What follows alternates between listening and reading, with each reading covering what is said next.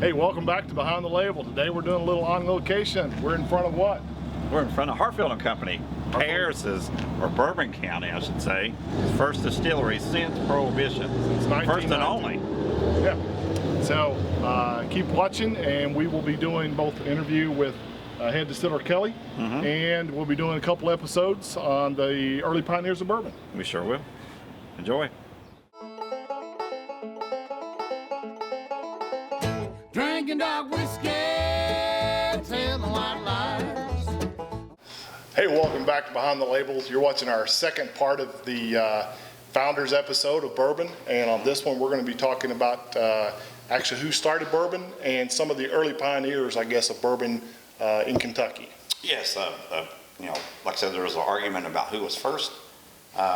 So we'll, when we talk about this, we'll talk about, we're in Bourbon County. So we're at Hartfield and Company. Yeah, let's go ahead and give them a shout out in case you didn't watch the previous episode. We're at Hartfield and Company. We're in Paris, as you said, Bourbon County. They are the first and only distillery since 1919, basically since Prohibition.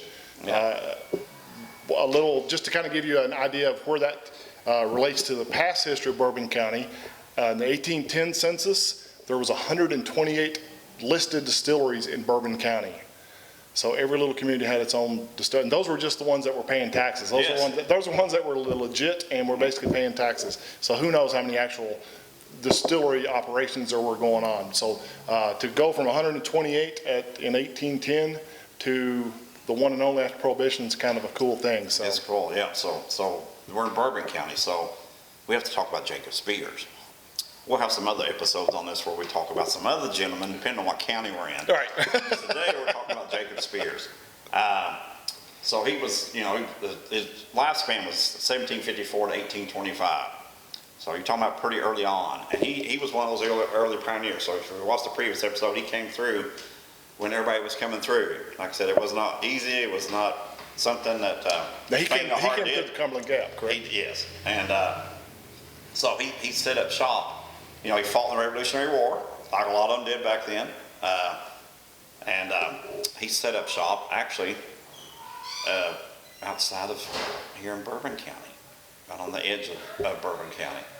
And you're talking about then, it was about 1790 when he came. Now he got a land grant as well, correct? Yes, he actually came here, built a house, 1790, and started his distillery that year, 1790. And if you want to see the actual house and warehouse are still there from 230 years ago, check out our own location. Yeah, let's take a look.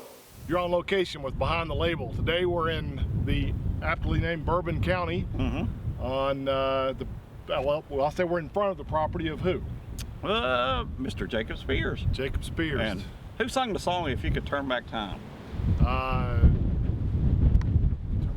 Yeah. Did he sing it to you or just? Yeah, I was gonna say count a few bars. Share, that's right. So if you turned back 230 years, quite a while, you would have been sitting behind us here, the Jacob Spears Distillery. Yeah. So. And if hopefully my hand will show, this building to our right was one of the rick houses or warehouses to house the bourbon. And then just over my shoulder, hopefully it's here, you'll see a house in the background. Looks like a big mansion. It's sort of been added on. That's the original Jacob Spears residence. 1790. Built in 1790. Yeah, he supposedly started distilling in 1790. And over to the right, were you able to get that in the screen too with the spring? Or? Yeah, I'll put the spring house in a separate picture. Yeah, the spring is over to the right. So yeah, 1790 supposedly, Bourbon County claims him as the first bourbon distiller. Yep, you've got Bourbon County claims Jacob Spears, and then Scott County claims Elijah Craig. And both of those Louisville claims Evan Williams. Yeah. so depends on where you're at. So it's gorgeous out here. Supposedly, I heard a couple years ago they were going to bring back a Jacob Spears distillery. Yeah, and actually I even looked on Facebook. They still have a Facebook page for Jacob Spears, but that was sort of it. It's sort of a dead page. So. Yeah. So it'd be cool if they did. It'd be kind of cool if they did. Yeah. One thing that we want to kind of note, this little spring here was both the source of the water, but another thing is we're really close to the Licking River. So, and the reason that's important is because the Licking River goes into the Ohio River, which then goes to the Mississippi River, and then goes to New Orleans and Bourbon Street. That's right. And supposedly Jacob Spears, or not supposed, I guess it's actually documented, Jacob Spears made bourbon that then got shipped to New Orleans. One of the first guys to actually do that, or maybe the first guy to actually ship whiskey there that was called bourbon. And it actually wasn't, from what I know, it wasn't actually his son that did it, or himself, it was one of his sons. A long trip. Long trip. Hey, you're with Behind the Label, and I'm on location at the corner of Esplanade and Bourbon Street in New Orleans. Just a short throw from here was where Jacob Spears brought his bourbon whiskey all the way from Bourbon County, Paris, Kentucky, down the Ohio and then the Mississippi River, ending up down here in New Orleans. Again, I'm on the corner of Esplanade and Bourbon. On the opposite end of Bourbon Street is Canal Street. That kind of borders the French Quarter and has a lot of history, both French, Spanish, and American. So keep watching our Jacob Spears series.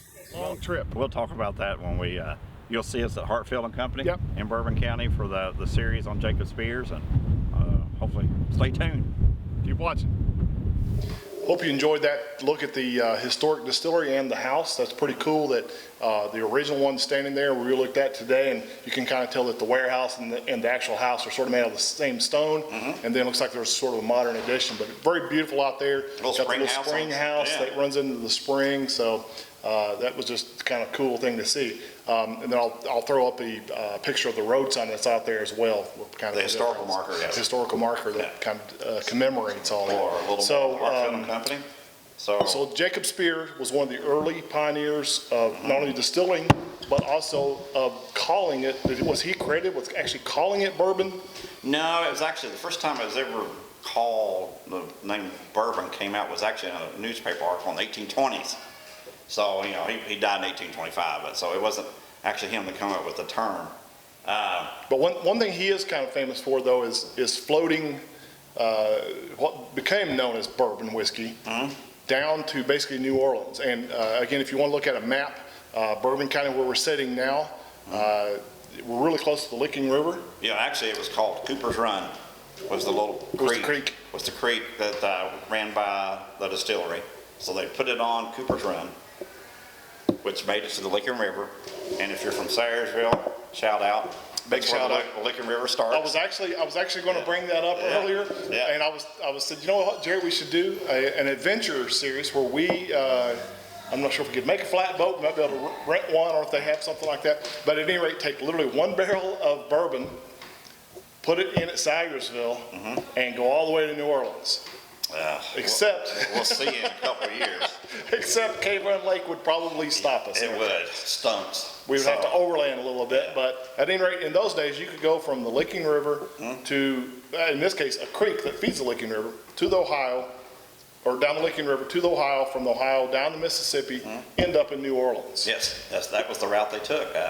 And like I said, you know, Spears, he was even more than just distilling. I mean, he was a well-known breeder of horses. Yeah, I saw he was into, I think, bluegrass, grass seed sales, horses, bourbon. Yeah. So he was kind of a wheeler dealer, as a lot of these guys are. Yeah, back in the day. So, but he was smart enough not to do that trip on his own. So he had two sons, Abraham and Noah. So you might figure out he was probably a little religious. He might have been a little religious. Yeah.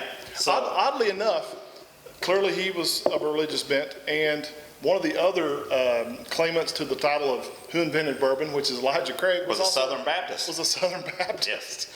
So back then, apparently, they didn't see a whole lot of problem with, being religious, especially Christian, and making whiskey. Because I think back then it was seen more as a currency and a tonic. It was more of a medicine and a currency as anything. Yeah. But he had one son, Noah, that made that trip, and we talked about the trip on the previous episode. So if you saw that, it's months. Yeah, and it's months. Probably on the waterway well over 800 miles. Yes.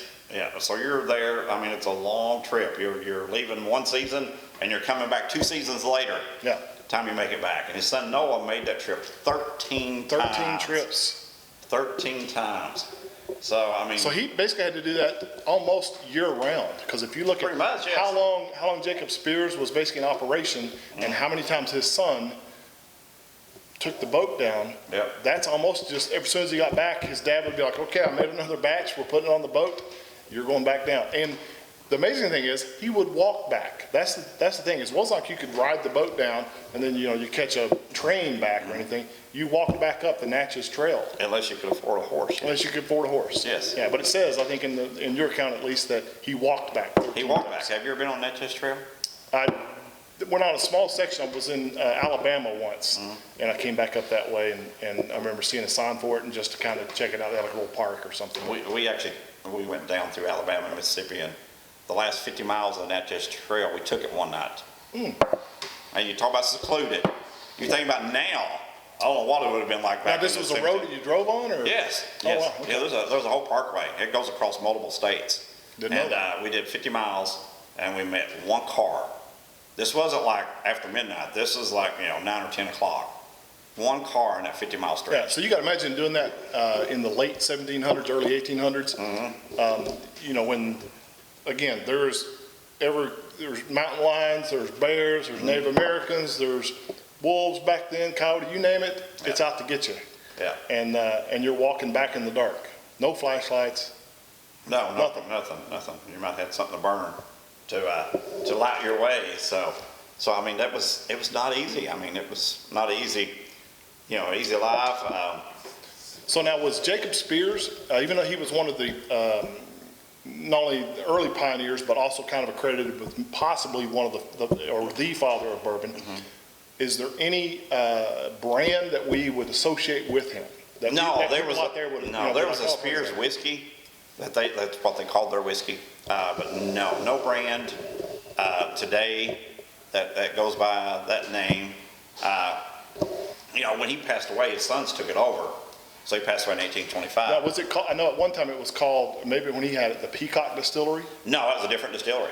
Oh, really? Yes, that's another distillery in Paris. If you notice, when we came in today, we went down Peacock Avenue. Well, that's what reminded me when Yeah. we came in. I saw even the shop there, Yeah. it was called Peacock, and I thought I had remembered seeing that Spears Distillery was called the Peacock Distillery. No, that was actually later on. It was more of a time of, whenever,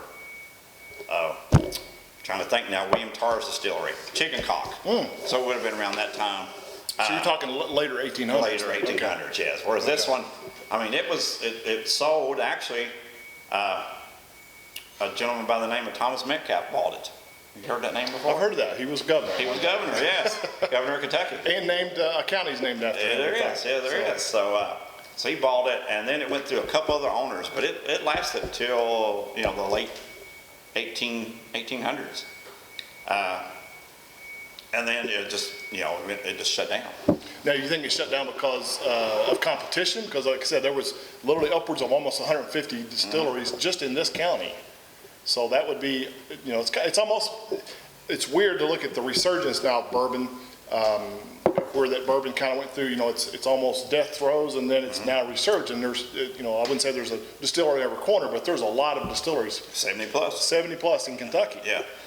So you're looking at a lot, you're getting back almost to where it was in the early to mid 1800s, maybe late 1800s, where we're starting to kind of have that resurgence again. So I would have to assume that we'll go through that phase as well. I don't say prohibition will come in. I'm just saying that there will be so much good bourbon out there, so much choices that it'll kind of weed itself out. Either the larger ones will gobble up the smaller ones and buy them out, or the competition will just be too Yeah, much. this was by no means was a large, plant. This is smaller kind of. And farm this is distillery. basically more of a farm. Jacob Spears had basically a large farm distillery.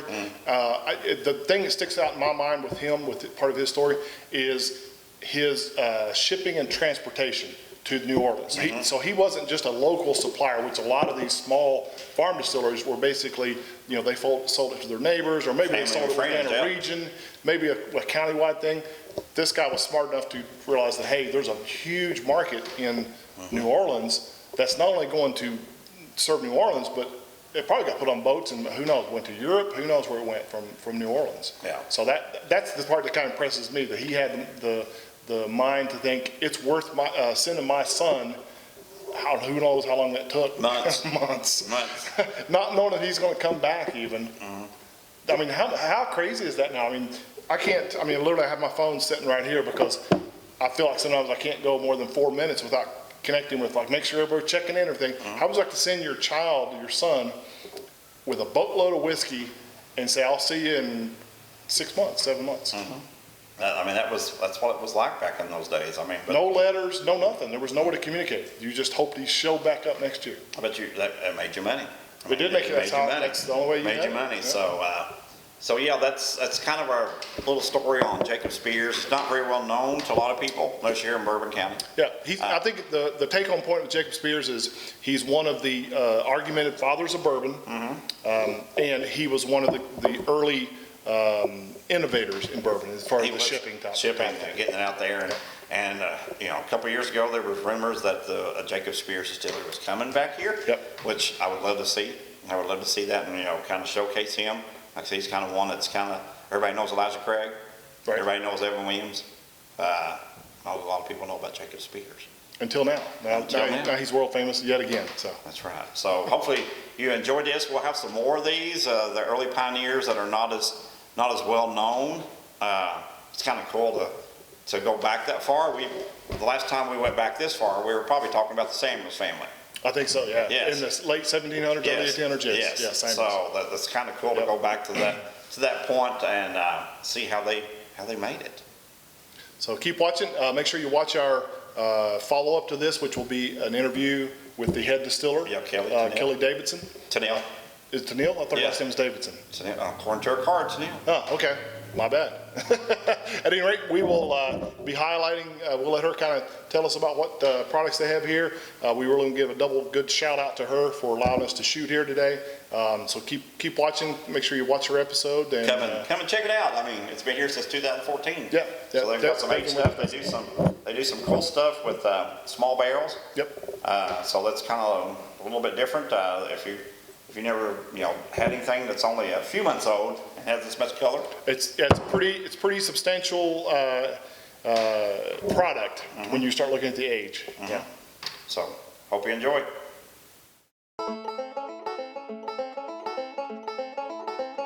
Drinking dark whiskey, telling white lies.